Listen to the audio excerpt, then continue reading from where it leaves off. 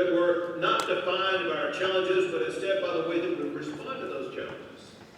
That is extraordinarily true to Israel, to the Jewish community across the entire globe when you look at events today.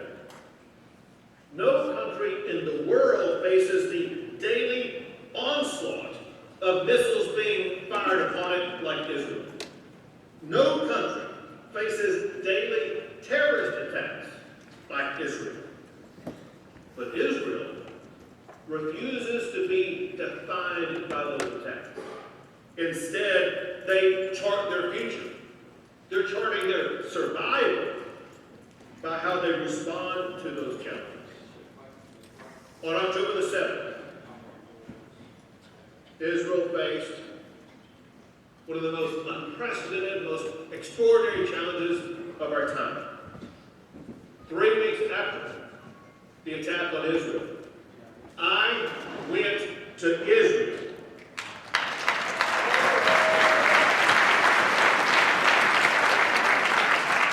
I went to Israel to show Texas stands with Israel.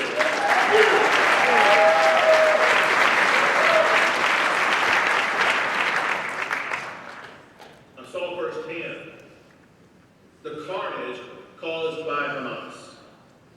It could be categorized in no way other than the fact that it was sheer evil. The international community must speak with clarity and call this what it is. It is murder. It is terrorism, and it must be abolished.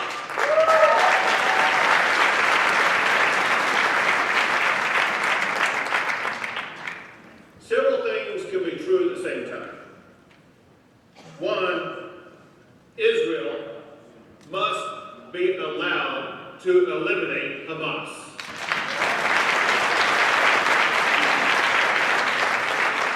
Two, the United States must do everything possible to help Israel in that cause. Three, all hostages must be returned.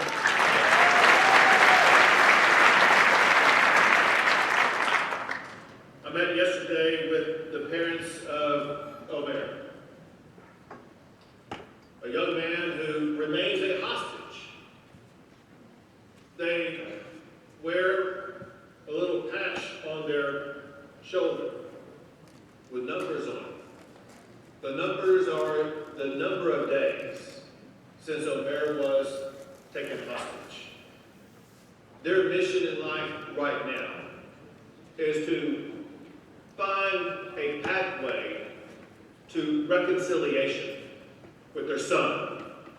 They deserve to be able to achieve that reconciliation.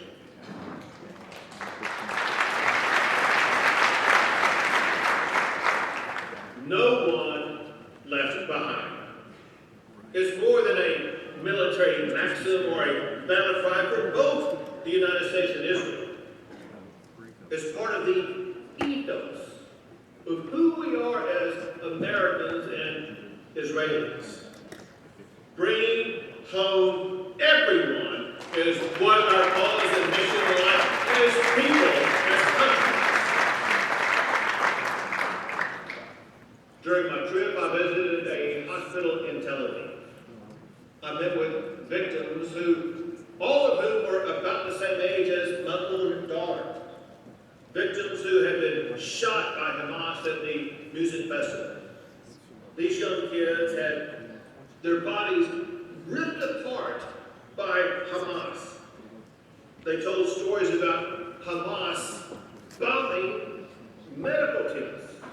How Hamas was using RPGs to attack ambulances that were transporting injured Israelis. It clearly shows that Hamas will stop at nothing to target and to kill Israelis and Jews. I also met with Prime Minister Netanyahu, President Herzog, and the Foreign Minister. They explained the dire necessity of eliminating Hamas. Israel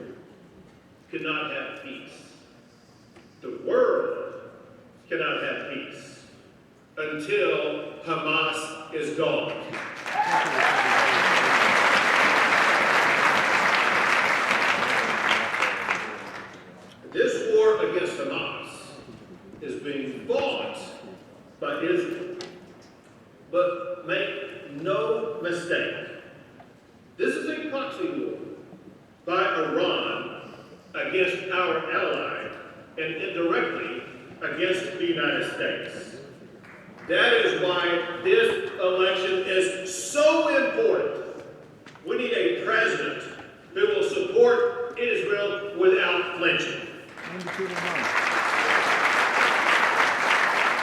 Undefeated We run. need a president who has the backbone to not only ensure that Hamas is eliminated, but also to ensure that the threat of Iran is eliminated for once and for all.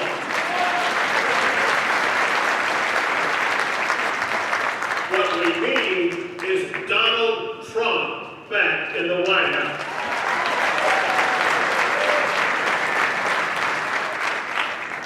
You all know Trump has been an unflinching champion for the people of Israel. He will make clear to the world that the United States-Israel alliance remains an unbreakable bond. And let me be clear. Texas stands unequivocally with the Jewish community in the United States and in Israel.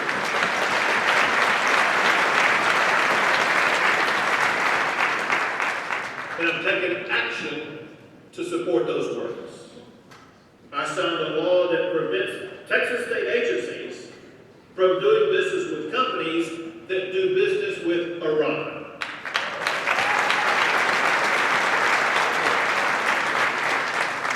In Texas, we don't do business with regimes that seek to wipe Israel off the face of the earth. Regimes that promise death to America. We don't do business with those folks. I also signed anti-BDS laws that prevent state agencies from doing business with companies that boycott Israel.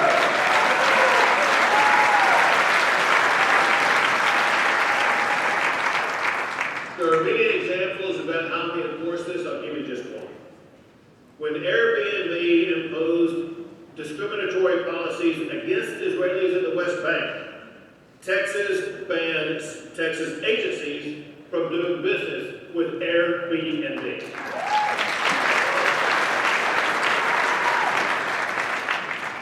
To combat the shocking rise in anti-Semitism, I created the Texas Holocaust, Genocide, and Anti-Semitism Advisory Committee. Anti-Semitism has no place in Texas.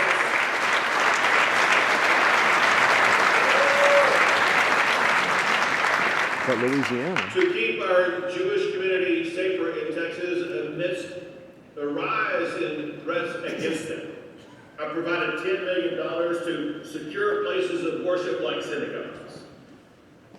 And when the anti-Semitic Palestinian protesters who hijacked institutions like NYU and UCLA made the mistake of thinking they would come to Texas and pull off that same idiotic prank, I said, not in Texas.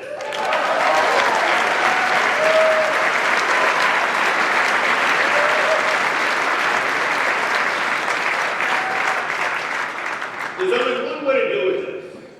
Not the pathway of appeasement of what you saw NYU try to do, literally negotiating with terrorists. Same thing with UCLA and countless schools and states in between.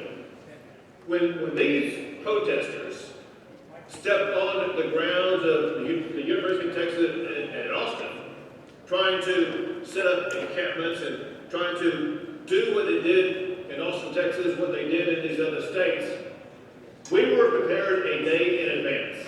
I had lined up the Texas Department of Public Safety, and the moment these protesters set foot on campus, the Texas Department of Public Safety was ordered to immediately appear in your riot gear and arrest them and send them to jail.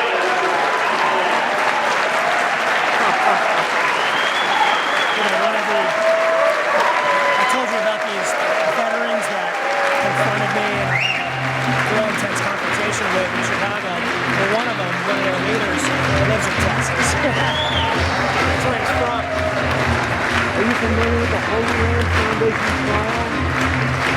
That hasn't going to happen in Texas. And that's Florida's ties to terrorism. It's a Texan By the case. way, is it Texas band? Maybe not. I used to hang out with them a little bit. But it echoes what we do.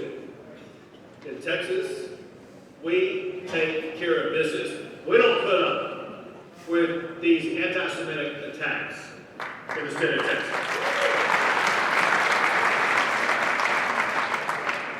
You know, for decades, Jews have recounted the horrors of the Holocaust.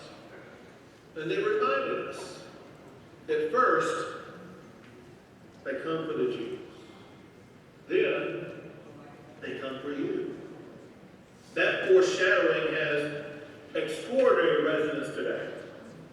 It is shocking to see a seeming replay of the Holocaust with Jews being killed for the reason that they are Jews. We've seen this hostility percolating in the United States with increasing actions with Palestinian and anti-Semitic protests turning violent and dangerous and physically threatening Jews in communities across the country. Well, in Texas, and I believe in America, we stand with the biblical connection between Christians and Jews. A connection that has been translated through time as one between the United States and Israel. A bond that will not be broken.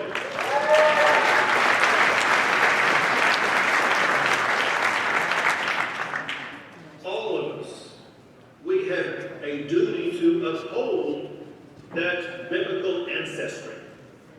A duty to ensure the safety and security of all Jews across America. And in that calling, we must be unyielding.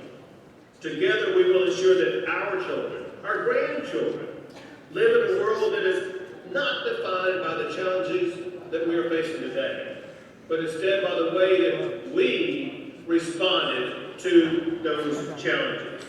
May God bless you in your endeavors, and may God bless the United States of America.